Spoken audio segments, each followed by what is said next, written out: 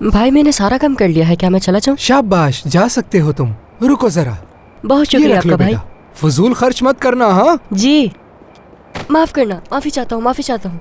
आहिस्ता बेटा आहिस्ता। हाँ आतिफ भाई, खुशामदीद। बहुत शुक्रिया तुम्हारा।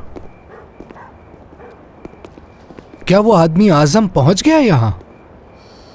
उसे तो कब का यहाँ पहुंच जाना चाहिए था। इंशाल्लाह वहां कोई मसला नहीं हुआ होगा।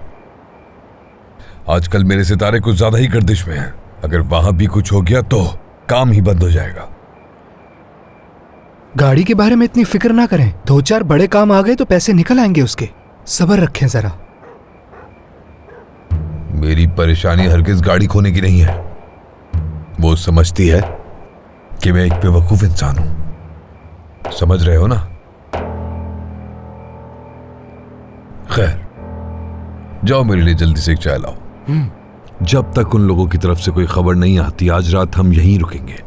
मुझे तो ये लगता है कि किस्मत के साथ साथ मोहल्ला भी मेरे खिलाफ हो गया है। कोई ऐसी बात है जो आप मुझसे छुपा रहे हैं?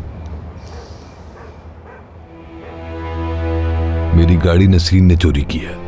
क्या?